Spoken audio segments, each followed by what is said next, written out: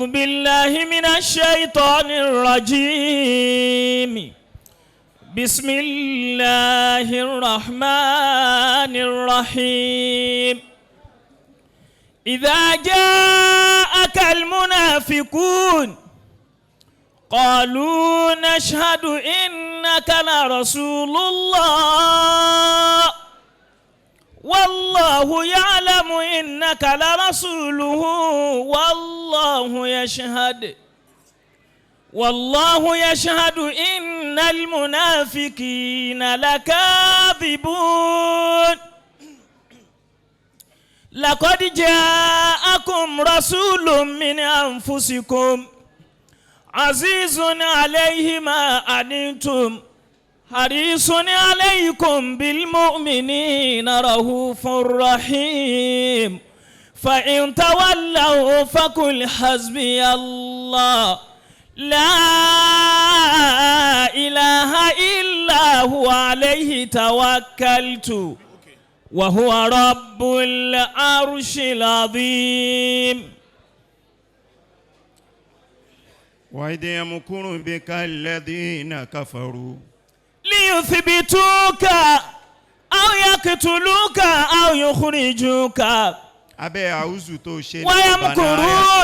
ويمكر الله والله خير الماكرين صدق الله العظيم وليتك تهلو والأنام مريرة وليتك ترضى والأنام غضاب موكي ẹ̀kálẹ̀ ọgbọ́ àwọn ẹni Ọlọ́run níbí. وليت الذي بيني وبينك عامر. ọ̀dọ̀ bàbá wa Ubandoma ni àwọn tó sọ̀rọ̀ ṣáájú mi ti ń gbé. وبيني وبين العالمين خراب إذا نلت منك الود فلكل هين. èmi náà gbé bẹ́ẹ̀ mo wá kí gbogbo àwọn àlùfáà tó ti sọ̀rọ̀ ṣáájú wọ́n ti lọ ní àbí wọ́n sì wà ń bí. inú àwọn tó wà ń bí òun náà ni àlùfáà wa Mekudi àlùfáà wa Kájé. كثروا في العد جميعكم. kíkí mi ọ̀ṣà ìdọ́dọ̀ àfúnkúlọ́lá. وكلاكم يضمر في الخلد. mo kí ẹnjìníà Bọ́lá Kalẹ́kàwú. Ridwan Olagunju yadhkurukum. Sàmárì Ọlọ́run oníwà dáadáa. Wa yuhayyikum ahla rashadi. mo kí Ajiwa Ọlánrewájú. mo kí Dr. Shuaibu Bigore nílé wa nílé Bigore. Late Justice Ahmadu Ọlárewájú Bigore. àwọn ni wọ́n fà mí wọnú lẹ́ni. bí wọn ò bá wá sí mọ́ ń gbọ́dọ̀ sọ pé ti lẹ́ni bò ní. Kufru fil ardi jami'ukum. mo kí Ajiwa Alkasimi Channel of Success. Wakilakum yudmaru fil khaladi. ẹni tí pín oore ní jẹ́ Kọ́símù.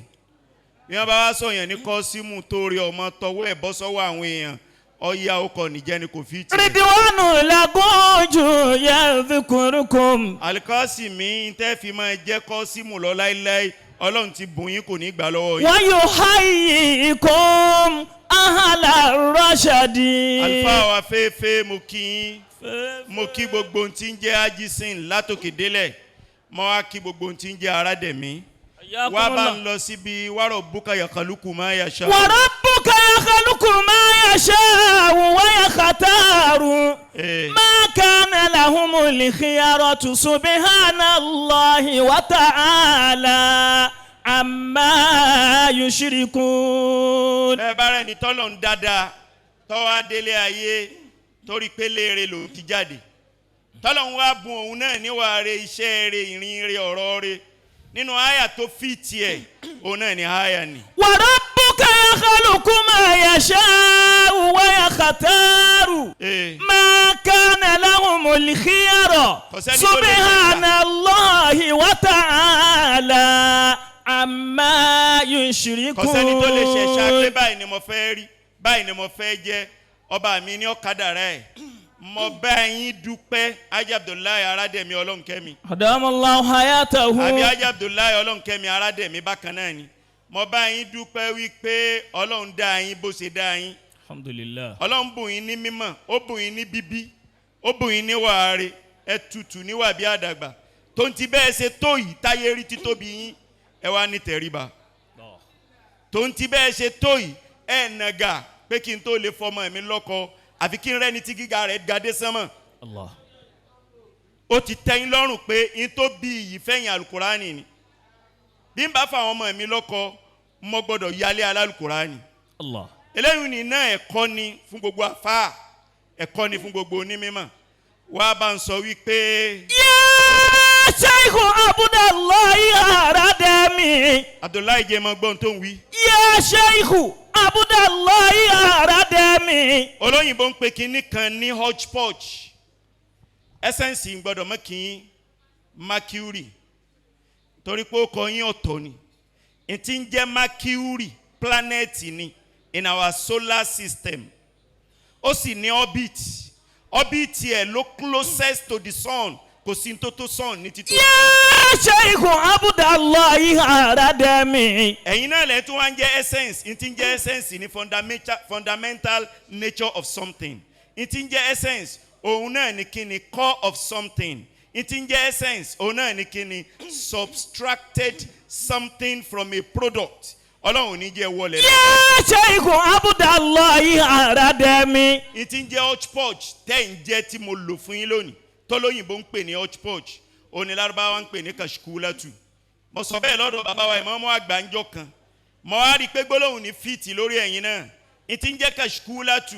Òun náà ni ọlọ́jú ló ń wọlé tún èèyàn kan ṣoṣo tẹ́gbẹ̀rún nǹkan bẹ lára ẹ̀. Allah. Bọ́ ọ bá táàpù ẹ̀yìn àyìn ọ̀tọ̀ ní tí ó jáde.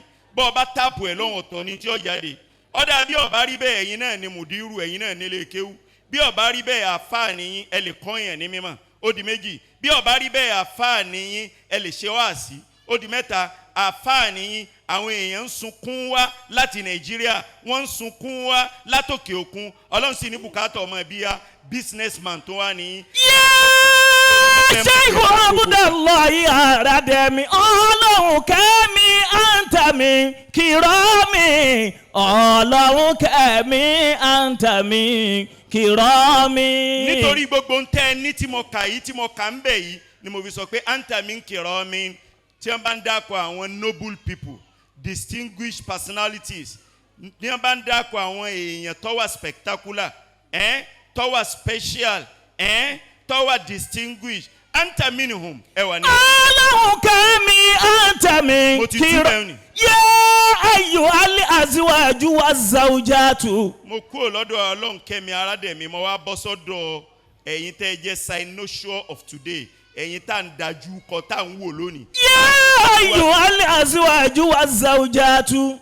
Mo lọ sọ́dọ̀ Khaira mo lọ sọ́dọ̀ Kauthar àti tani àti Rọ̀fíyà mo sì lọ sọ́dọ̀ Abdulaziz Abdulsalam mo lọ tí ó jẹ́ ọkọ fún tani fún Khaira mo sì lọ sọ́dọ̀ Uthman Ibrahim ṣé bẹ́ẹ̀ náà ni tí ó jẹ́ ọkọ fún Kauthar mo sì wá lọ sọ́dọ̀ ẹnìkẹta Bun Mahmud tóun ọjọ́ kọ fún Rọ̀fíyà. Ya ayyuhal azwaju wazzawjatu. Ńgbà tí àlìkálí wí lẹ́ẹ̀kan mo ti dé lẹ́nu ẹ̀. Ya ayyuhal azwaju wazzawjatu. Ẹ̀yin ọkọ ẹ̀yin ìyàwó ọ̀rọ̀ mi fún yín. Bushrakum ala hudali islami. Mo kí n kú eríire pé bí ìsìlámù ṣe tó ilẹ̀ farabalẹ̀ kẹ́yìn náà tó gbèsè ayé yín.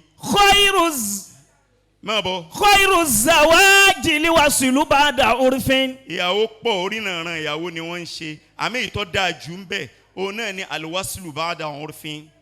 Ẹ jẹ́ káwọn ìdí méjèèjì ó mọra wọn ẹ fi hàn wọ́n pé ẹ fẹ́ fẹ́ra yín bí wọ́n bá fọwọ́ sí i tí wọ́n wá pèdè lé lérí ní pèdè dáadáa báyìí kẹ́ máa wá dọ̀kọ̀láyà kóyún ọ wá wọ̀ kọ́mọ ọ wá wọ̀ kìí ṣe wípé oyún ni ó ṣáájú láàmà wá sáré bàlàbàlà a fẹ́ lọ mọ̀ wọ́n lé ọkọ a fẹ́ lọ mọ̀ wọ́n lé ìyàwó eléyìí ọ̀dà tó èyí tó dáa ìfarabalẹ̀ tiyín lóní fi dáa fún yín. khairu zawaji liwasilu ba'da urfin ta'arufi libaytaini wal arhami. kí lé méjèèjì ọmọ ara kẹ́bí méjèèjì ọmọ ara ó ti ṣẹlẹ̀ lérí tiyín. fa'altumu hadha wa kana yabqa.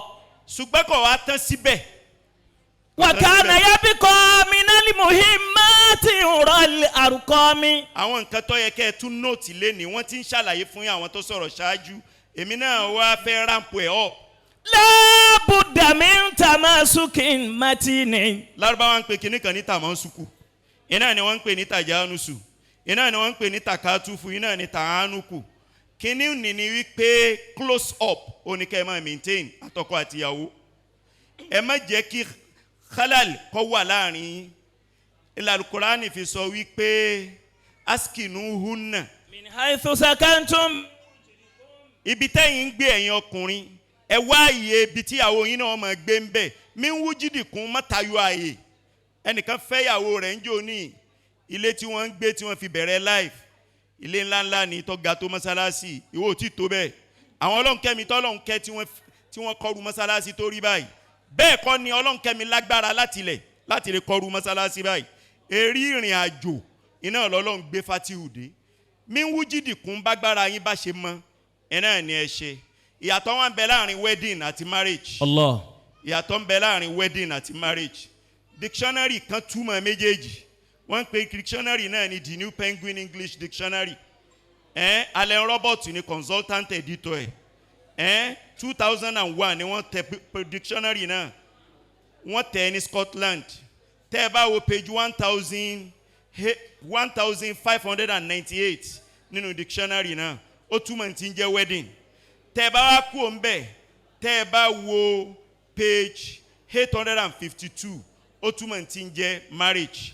tí n bá wá sọ bó ṣe túmọ̀ méjèèjì ẹnìkan ò ní kọ́yìn tẹ́ fi di èyí tẹ́ fẹ́ dì mú bẹ́ẹ̀ tẹ́ fi mọ̀ pé marriage dáa ju wedding lọ. ó ní wedding òun náà ni marriage ceremony with all its accompanying festivities. ariwo á pariwo ní jẹ́ wedding a fẹ́ pariwo a fẹ́ jó dọ́jà. wedding nù ni àtọ́lá àlì àjò gbangudu á pèèyàn lọ́tún á pèèyàn lọ́sì ìtí ń jẹ́ wedding nù ni. Allah. ó ní ìtí ń jẹ́ marriage òun náà ni kẹ́ ẹ maintain close relationship union tí ó tight tí nǹkan kan ò ní wọbẹ̀ látijọ́ tí wọ́n ti so yín pọ̀ títí dalẹ́ ṣé ẹ mọ̀ pé marriage ló dáa ju wedding lọ ńgbà náà marriage ni òun ni kẹ́ ẹ ṣe kíni òun ni kẹ́ ẹ mú dá. Labudda min tamasukin matini labudda min saburin wa min huyamin. ẹ wà ní sùúrù ilé ìfìrí gbogbo wá sí tí wọ́n ṣe fi ń ṣáájú lẹ́ẹ̀fìrí ìlò. ọkùnrin kan bẹ wọ́n ń pè ní H. Norman Wright òun ló kọ̀wé kan wọ́n ń pè ní communication key to your marriage. òun náà ló kọ̀wé kan bringing out the best in your husband. òun náà ló tún kọ̀wé kan bringing out the best in your wife. ó wá pa méjèèjì pọ̀ ọkọ̀ ìkíní ọkọ̀ kejì ní 2010 ó wá pa méjèèjì pọ̀ sọ ọ́ dìwé kan ní 2013. ibo ni wọ́n ti tẹ̀ wọ́n tẹ̀ ní Regal Light. níbo ni Regal Light wà? ilé òǹtẹ̀ tí wọ́n ti ń tẹ̀wé ni ní Ventura. níbo ni Ventura wà? Ventura ń bẹ ní California. níbo ni California wà? California ń bẹ ní US. Labudda min tamasukin matini. Labudda min saburin wa min huyami. Labudda min saburin wa min huyami. ó ní tó bá fẹ́ kí ìyàwó rẹ̀ ó jẹ́ ìwọ ló encourage ẹ̀ lọ́bẹ̀. Labudda min tamasukin matini. ẹ fìfẹ́ hàn ìyàwó yín. Labudda min tamasukin matini. ẹ show compassion fún ìyàwó yín. Labudda min tamasukin matini. argument ń bá ń bẹ láàrin ẹ̀ Labudda min tamasukin matini. ẹ fi humor ẹ fi bring Labudda min tamasukin matini. láàrin ìwọ àti ìyàwó rẹ̀ má jẹ́ nìkan ráàrin. Labudda min tamasukin matini. kódà bá nẹ́bí ọlọ́run bí obìnrin kò ní kíjà ọmọ ṣẹlẹ̀ láàrin ìyàwó ni àtọkọ ẹ̀. Labudda min tamasukin matini. ṣé dandan ni kọ́ ẹ pé gbogbo ìgbà tí gbólóhùn àṣọ bá ti ń ṣẹlẹ̀ ọ gbọ́dọ̀ pélé yín kó rojọ́ fún wọn. Labudda min tamasukin matini. níbi tí ìyàwó ti fẹ́ dojúrú ibi títí ń ṣẹlẹ̀ náà ni kí n pe màmí kí n pe bàmí.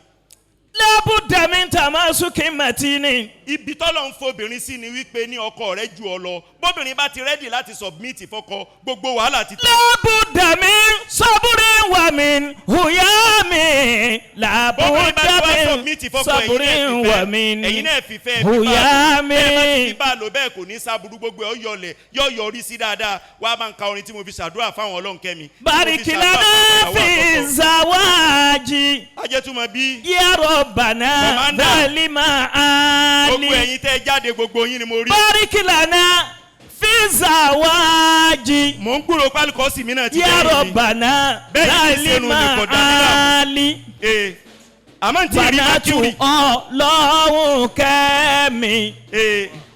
Bánàtú Ọlọ́run kẹ́mi. n tí rí mákìrì ẹsẹ̀. Ọkùtùbùlà ọ̀nà làálí. Ìyàwó ọmọ Ọlọ́run kẹ́mi. bẹ́ẹ̀ ti ṣe náà nù ni. Ìyàwó ọmọ Ọlọ́run kẹ́mi. Dr. Shaykh bí gọ́rẹ̀. ilé ńlá ilé bí gọ́rẹ̀ látàná láti jẹta. Ara dẹ̀mí mẹ́ta ló ń ká wọn. Abdullahi mẹ́jì ọ̀dọ̀ ọ̀la mu. Ìyàwó ọmọ Ọlọ́run kẹ́mi. Ara dẹ̀mí mẹ́ta ló ń ká wọn. Ọlọ́run dákun bùn wọ́n lálùbáríkà.